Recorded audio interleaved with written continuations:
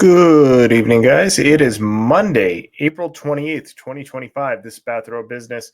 Got my decaf coffee, and I've got the news. So overall, kind of a quiet day in the market. There are a number of stories I think are very interesting that I'm going to share with you guys, but it's one of those weeks where there's not a lot happening with tariffs. We've kind of eased off of all the pandemonium that we've seen in the last couple of weeks. We're getting strong earnings coming out of companies, some weak earnings in other respects, but overall, the market is kind of stable. So the stories I'm going to share, as usual, usually have greater market implications and a possible business idea. So, in fact, I'll probably start with that story. So, first story of the day: Temu tariffs are going into effect. Now, they're not actually called Temu tariffs. I think it's the de minimis tariffs that there is what it's actually called. But originally, it was any item below like about $800, which usually exempt from tariffs, simply because it's too small of a value. It's too hard to track. That has changed with the Trump administration. Obviously, applying this to things like Temu, TikTok Shop, Cheyenne, Shein, I think is how you say it. I've never shopped there, so I don't know. And of course, the OG Wish.com. So I don't know why Temu took over for Wish. Everybody keeps telling me it's so much better. I've bought from both. It's literally the exact same experience. I don't know why Temu took over, but I don't know why are we all using Facebook instead of MySpace. I don't know. But anyway, so the de minimis tariffs are going into effect, and so Temu is now adding anywhere from 135 to 150% tariffs, or I should say, import taxes to anything you order. This is actually substantial because oftentimes this means the doubling cost of items. Like, for example, a dress on Temu that was selling for $18.47 is now selling for $44.68. That's about a $26 import tax. This is different items will have different tariffs depending on their category, but a children bathing suit went from $12 up to $31, an increase of about $18.68. So this is definitely going to be a major factor when you're going on Temu. One of the appeals of the app is that everything's so inexpensive. You're kind of stimulated to buy because oftentimes it's aggregating items you wouldn't normally see in a store, and the price point is so low. With free shipping, why wouldn't you purchase it? I, for example, purchased a flamethrower last week, and it's awesome. I actually don't have it here. I'm keeping it at the office because that's where flamethrowers belong, is at work. And it works great. It was $60, free shipping. I got it before the Temu tax went into effect. But in all seriousness, it probably is going to affect Temu in a drastic way. Now, to play some devil's advocate, and this is me directly quoting Peter Zion, part of this is also to prevent smuggling of fentanyl across the border. Oftentimes, some of these smaller shipments did have fentanyl in them. So this is part of that. But I think that's almost a secondary effect when it comes to Trump, simply because he's so much more focused on the economics of it than anything else. Now, one thing I think that is a possible business opportunity. Now, I don't think this is an easy business, but I think it is possible. One second. There's a major breaking story that's coming due right now, so I'll share that with you in just a second after I talk about this. So, one possible business is when you have tariffs like this, it actually does break down the direct-to-consumer model because we've been progressing slowly to cutting out middlemen. But one of the benefits of a middleman, one of the benefits of a store in general, is that they have volume and purchasing power. If an individual came along that was doing mass purchasing of these items, even in the face of a tariff, if they could purchase in large scale, they could do it at a discounted price directly from the manufacturer and then resell it here in the United States. So this is moving back to more of a traditional model that we had seen in the kind of the beginning stages of the internet. Before even Amazon was solidified, you could purchase a bunch of different items online, create an e-commerce store, and then sell them. This is kind of how Alibaba rose up. Temu is kind of a new recent development, a real direct-to-consumer where you can buy a lot of these, not in volume, but just one at a time as you want. I think you could see, and I think you will see, a return to kind of a drop shipping model that maybe even drop shipping isn't the right term because oftentimes that was still overseas, but I think you'll be seeing a move to a more traditional storefront e-commerce brand where you've got people buying items that are trending in bulk and then reselling them here in the United States and still using traditional, or I shouldn't even say traditional, but using new brands like TikTok Shop and Instagram in order to sell those items here domestically. I think that's a very strong possibility. Somebody's going to figure it out. The biggest challenge is going to be staying on trend and keeping your inventory at just the right levels. But somebody's going to do it, no doubt, probably using an AI application or some sort of algorithmic application. So there's a possible business idea for you. See what's trending, buy it in bulk, resell it here ASAP, and just follow the trends. Now let's check out this breaking story. Give me 1 second. Let me click on it. So HSBC is recording first quarter profits skyrocket 317%, topping expectations and revenue beats. Okay. So that doesn't really affect us. That's a bank in Europe. So never mind. I thought that was going to be something interesting. I mean, it's definitely interesting that it's 317%. But as I usually say, I try to report on stuff directly here within the United States market. So we're going to ignore that story entirely. Next story I want to move on to, speaking of e-commerce. OpenAI adds shopping to ChatGPT in a challenge to Google. Now, this is highly interesting. This kind of plays back to what I was just saying a minute ago.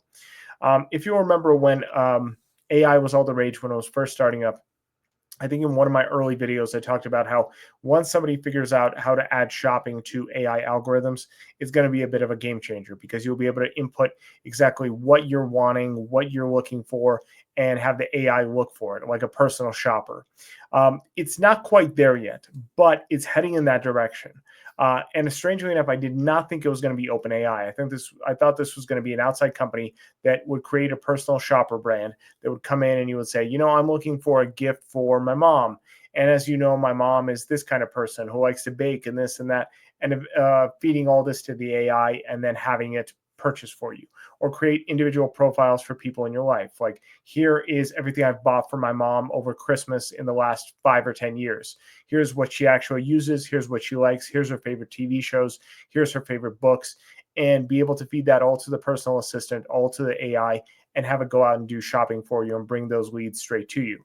This isn't quite that, but it is, again, heading into that direction. But this is a major opposition to Google because obviously one of the ways Google makes money is search and bringing websites to you for purchasing.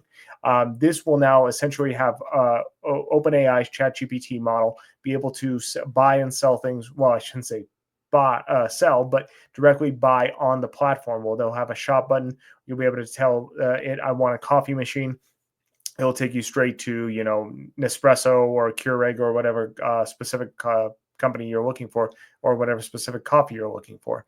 So this is definitely a step in the right direction. I still think it's kind of almost a miss. It's amazing to me that no one has created this personal shopper yet. Maybe it's out there, it just hasn't caught on, but it seems like a very simple agent to build, just essentially using a GPT wrap and then going out there and creating a business off of the back end of it. So I think we're going to see that. I just don't know when and who's going to do it.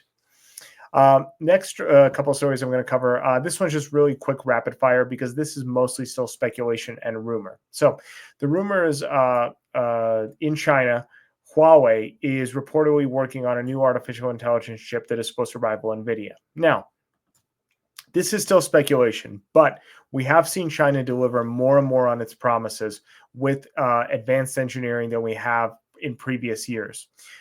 There was a time where there was more bluster and there was more cheap components coming out of China that didn't really amount to much. But I think those days are far gone. Companies like TikTok, like Temu, that are thriving and growing, and American consumers are buying. Electric cars that outpace anything we build here.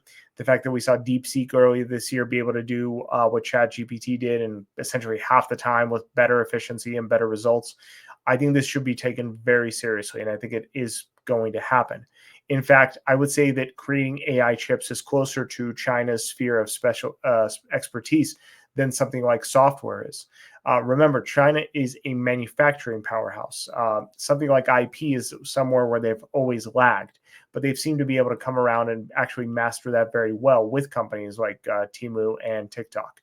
They're now proving more, and DeepSeek, of course, they're now proving more and more that they're able to do IP and be able to create software and AI and algorithms just as good as any country in the West, if not better. So I think in creating an AI chip for them will be actually easier than what they've already done, because this is just another component of their manufacturing sphere. It's what they've always done. So potentially, when this happens, because I think it probably, if we're hearing about it now, is probably going to happen sometime this year. You can expect, regardless of what's happening with tariffs, a major regress in the market, like we saw when DeepSeek happened. In a lot of respects, the market still hasn't recovered from the DeepSeek issue. And a lot of people like to blame tariffs, but for a company like Google, for a company like NVIDIA, I'll give you NVIDIA, but for a company like Google and a company that's entirely based off of IP like Oracle, this shouldn't really be an issue, right? Because you're dealing entirely with bits, you're not dealing with actual hardware. But those companies still are lagging and are being dragged down by the fact that AI is just lagging as a sector right now, because everybody's starting to realize that it's not yielding the results they expected. And more so, it's not as exclusive to the United States as everybody thought. It seems like that these models are very easy to train, very easy to build, and Silicon Valley is still pretty much gutted. They have not recovered to the highs that they had. In fact, a lot of the hardware manufacturers and a lot of the importers like Walmart and Apple are actually doing better than companies like Google and Oracle. So it's very interesting to see that we're still feeling the effects of what happened with DeepSeek. And if this comes into effect, you could see NVIDIA drop like 30% in one day. I think it's very possible. It still is below where it was before DeepSeek. And so if this does happen, you could easily see this stock just plummet, and it would be a game changer for the market. Last story I'm going to talk about. So this one is very interesting, and I don't even know what to make of it yet. So as you guys know, I've talked about it on this channel before. This is a website I follow. It is Progressive Railroading. I also follow Prime Rail or Rail Prime. I'm sorry. I think it's actually reversed. So it talks about freight shipping across the United States. This was one of the things that led me to believe that not residences, that retail. Sorry, it's late. It's almost 11 o'clock. Retail was going to be incredibly hot last year because already in the beginnings of the second quarter, we were seeing that freight shipments were ramping up. In fact, they were going incredibly hot. And so it led me to believe that the retail sector was going to be incredibly strong. We then got reports that retail seems to be doing well into the beginning of the third quarter. And that's why I told you guys to invest in retail. And that's why I bought stocks like Bath and Body Works, which again, I'm into right now. But what's interesting is we're again seeing an increase in freight travel within the first 16 weeks of the year. Now, this first 16 weeks affects the tariffs. And what's interesting is it's actually showing an increase in freight load moving across the continental United States, but a decrease in places like Canada and Mexico. So to give it credit where possibly credit is due, this has to be attributed entirely to tariffs, that we're seeing this increase. Now, that's a bit of an audacious statement because we don't actually have all the numbers yet to know what's going to happen in the second and third quarter. But as far as the first 16 weeks, domestic travel, freight rail within the United States is up about 4.5% from where it was in the same place last year. And it's down in both Canada and Mexico. In Canada, it's down 5.5%, and in Mexico, it's down 2.5%. Now, it's the biggest leaders in this are coal, so it is energy, as well as car loads, and farm equipment, and food and grain. So overall, it's not end use products, but it is overall industrial products that can be used here domestically. So this is very interesting. And I think it is a glimmer of the economy being a little bit stronger than we're anticipating. As I've shared with you guys some of the economic data last week that's showing that maybe recession isn't here, which is me kind of eating my own words because I was kind of predicting that at the beginning of the year. We're seeing kind of major indicators that the economy is actually doing a little bit stronger than we anticipated. That's pretty much it. Those are the stories of the day. Hope you guys have a fantastic Tuesday, and I'll see you guys back here tomorrow. Bye.